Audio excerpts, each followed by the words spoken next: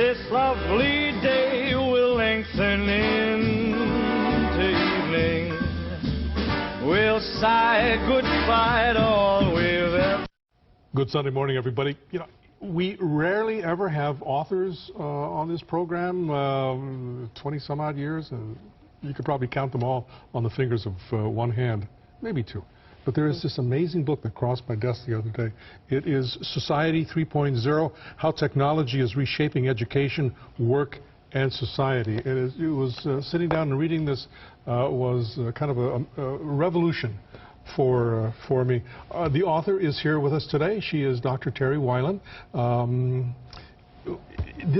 One of the things that just jumped out at me here was, and very early in the book, you talk about a distinction in the world of education today between traditional students and non-traditional students. Yes, well, thank you very much for having me, but absolutely, the world has changed. The days of having the residential student on campus is really decreased. A lot of people don't realize that over 40% of students today are non-traditional, which means that they're not living at home. Their parents aren't paying for their education. They're working while they're going to school. They're first-time generation college. Just like me, actually. That's now the norm. Just like you in what sense? I was a working learner, and I've taught working students. That's the other thing, the other term that you've coined that I think is really amazing, a working learner.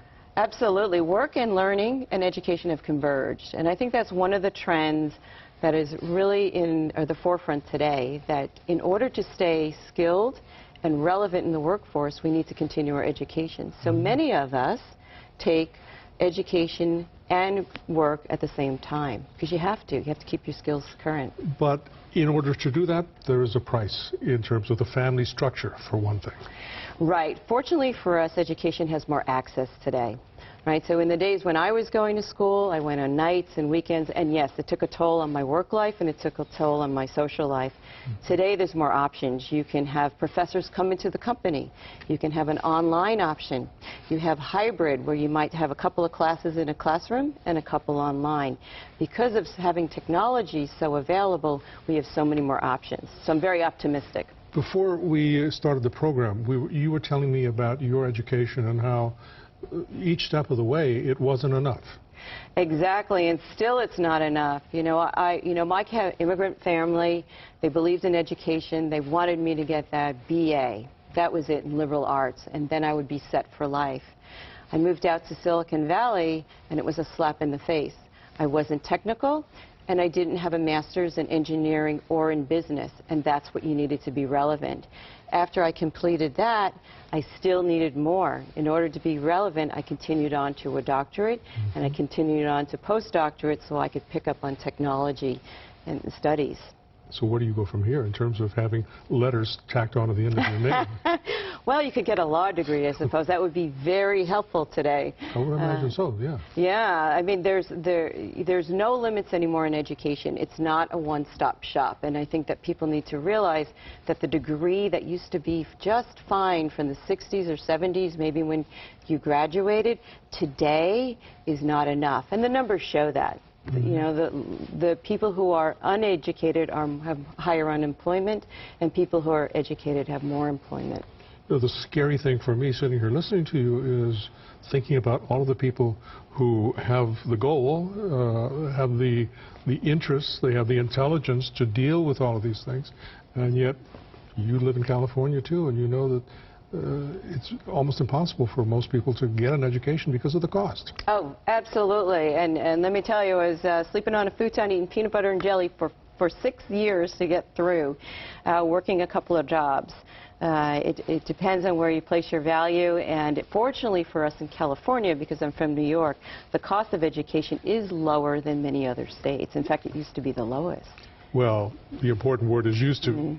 But it's accessible in there. There's also a lot of free education options now, MITx, the Khan Academy. There's so many programs out there now that are offering free education so that people can actually access. As a woman, do you find, is there still a glass ceiling? Are there still barriers because of your gender? Oh, no. Actually, I feel that women rule. There's a woman starts a business every second now in the United States. Women are graduating at college level and advanced degrees at a faster rate and higher percentages than men. Women are leaving firms to either go to a competition or to start their own businesses. So women are a force and moving into leadership roles very rapidly. But what was the catalyst for all of this? It was more than just the sexual revolution of the 60s. Well, there's a number of factors that have happened in history, you know, from everything from, you know, the pill to modern conveniences to equal work to equal pay. But education is an enabler, and this is one of the pipeline issues that have always held up for women. If you don't have the education, you can't get ahead.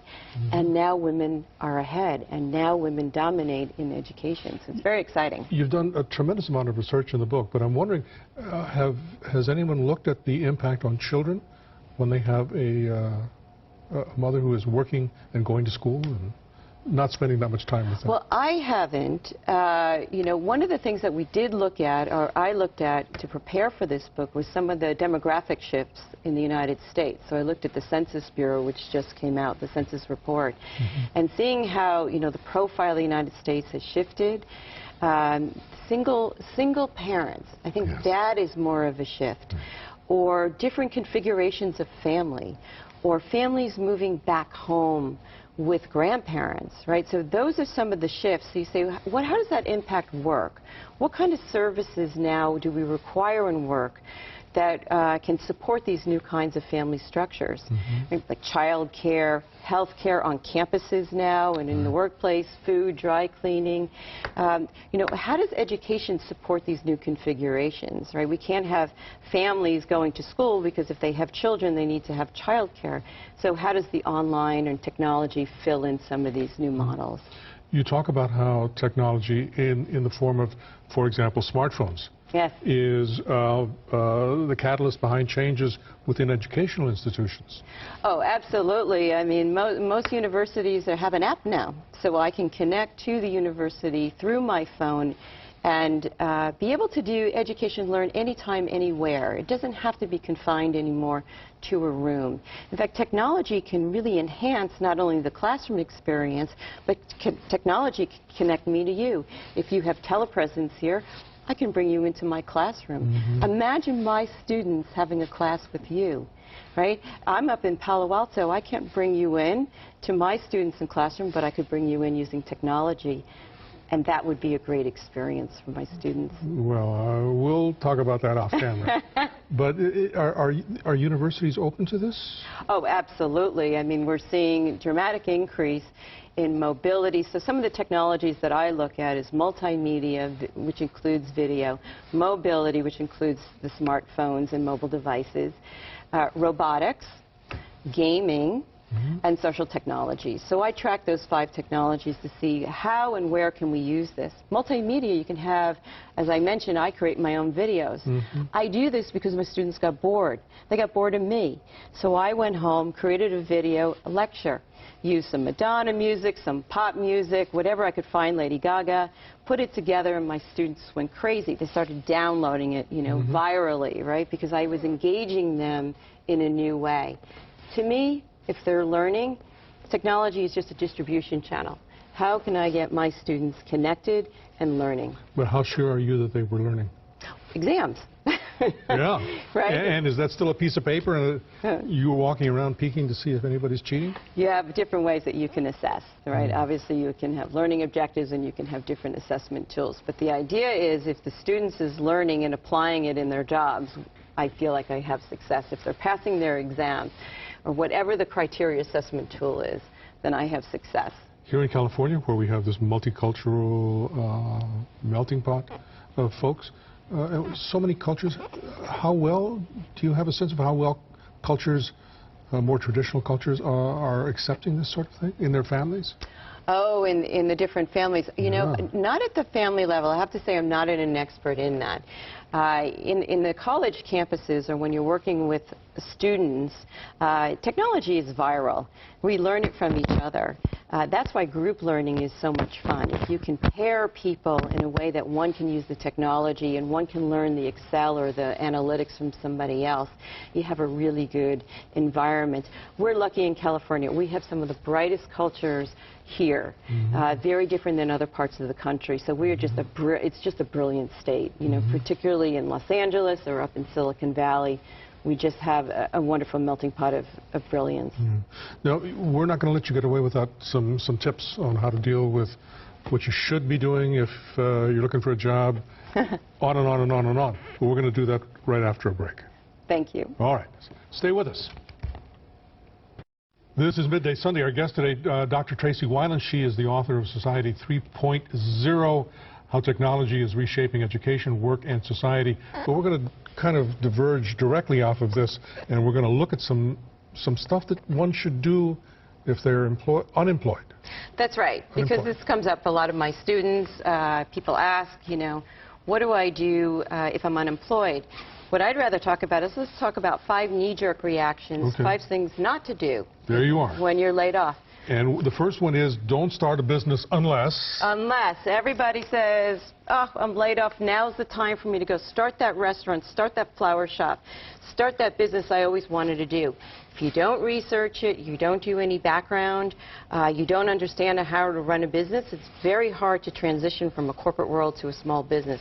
Case in point, corporate lawyer used his severance to start a restaurant because he loved to cook. He never bothered to see what it would entail. Sure, of course. Within a year, it closed. Yeah. It's very different dealing with the consumer than it is in a corporate. And number 2, and we can come back to the set as we go between these. Don't switch careers unless. Exactly. Unless you have the skills and credentials to make a smooth transition to something that an employer wants. Case in point, woman in manufacturing was laid off. She said, perfect time for me to go into marketing. Wrong move. You go out, you apply. Employers say, I don't want a marketing person. You're a manufacturing person. What skills and experience can you bring to me? She was advised to go revamp her resume, gear it towards procurement. So maybe your manufacturing job went overseas, but procurement people are needed to buy parts and run contracts. Sure. She got a job, she got a promotion, and she got a management position. You were involved in procurement at some point. Exactly. This is how I meet people who tell me their stories. And I'm an optimist. I think that people can get jobs when they're laid off. You just have to really assess what's your education, what are your skills, and what experience. Where do you fill in the gaps and target correctly? The next item on our list, and it's easy to imagine, especially when you get desperate, don't flood the market with resumes. Everybody does it. We're human, and it's a knee-jerk reaction. I have a colleague. When she wants a new job, she sends out 5 resumes. Only 5? Only 5. She gets 3 responses, and she usually gets 1 or 2 job offers. I said, how do you do that? She said, because most people flood the market with their resumes, and it's unproductive. What I do is spend 90% of my time researching the right fit. Look for companies, whether it's competitors, customers, or vendors in your ecosystem that will want you to work for them. Match your skills, then target your resume exactly to the job. Makes a lot of sense. Don't take time off. You know, in the old days... And part of this is also feeling sorry for yourself. Well, in the old days, all right, so there's always layoffs in Silicon Valley. And one of the things that people would do is say, let me take a year. Let me take a year, the valley will cool down, I'll come back and get a job, because there's usually thousands of people, right, out work. This is putting yourself on the beach, so to speak. Exactly. And in the old days, you could come back and get the same job. Today, you can't. We were just talking about the iPad. It's only 2 years old. Look at how fast technology is changing. You could become irrelevant in less than 2 years. So if you take a year off, your skills, they may not be relevant anymore. So be careful. Keep your skills up to date. And don't turn down interviews. That's right. You know, I think a lot of us would like to isolate, not tell friends and family that you're laid off. Do the opposite. Get out, network, view every person as a contact and an informational meeting. That's what recruiters call it, an informational meeting. What can I learn from you? Maybe you know somebody. Maybe I learned about your industry. Maybe you know about another industry that I never heard of, that I never knew that I could have some relevance for. It's hard. I tell my students, I tell adults, it's different today. You have to really take control of your life like a business plan, and your career is very important. The reason is we're living longer. If you think about it. Yeah, you talked about that here too. Yeah. Extreme longevity. Researchers say we're living to 100. Think about it. We're living to 100. I'm going to need to probably work to 80 to afford to live to 100. That's true. That's true. And that means I'm going to be working, what, 50, 60 years maybe? That's a lot different than my parents. They were targeting 20, 25-year careers. It's very different today. How do you keep employed and relevant for 50 years? We're going to find out, aren't we? 5 things to do if you have been unemployed for 6 months or longer. Refreshing the resume. That resume keeps coming back to us. Yes. I think the resume, if you have been unemployed for a long period of time, it's worth having a professional take a look. I have a colleague who was a scientist. He had a 7-page resume, wasn't getting a job. So I said, go take a career workshop on resume writing. They pared down his resume to 2 pages. The first page is the most important. He got a job. It was just tinkering with the resume, bringing it up to date. In the old days, we put the education in the back. Now you put it up in front, because so many jobs require education and skills right up front. People want to see your experience and what you can bring. Setting up informational meetings, which you've talked about. Exactly. Yeah. Everybody is worth talking to, because every friend has 2 friends. I'm doing a leadership study right now, and we ask women, what is the key area in careers that others should think about? And they said network, network, and network. It's still key. What's different today is you can use LinkedIn, you can use Facebook, you can use meetup groups, you can use a lot of technologies to help expand your network while still meeting people. And consider targeted temp jobs.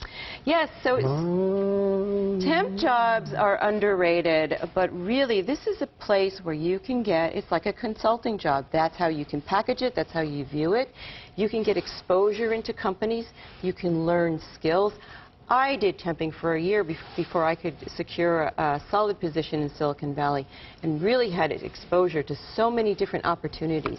It's underrated, and it should be more highly rated. And related to that, in a sense, internships while you're still in school? Internships, I tell my students, absolutely. Every summer, you should be working somewhere and gaining a skill, learning something, participating, and getting experience. It's a competitive world out there. And going back to school, that's really fundamental to all of this, no? You know, it's not a one-stop shop anymore. The workplace of today needs to be relevant tomorrow. The workforce today needs to be skilled and able to really move us forward. Lifelong learning is a fact now. It's not an option. Yeah, and that's an interesting point, because a lot of people figure once I've gotten out of college or high school or whatever the point may be, that's the end of it. I don't need to go to school no more. That's right. You know, you look at the unemployment numbers, look at the employment numbers, and you can see it's mapped to education. In the 70s, 40% of jobs, it was okay to have a high school degree.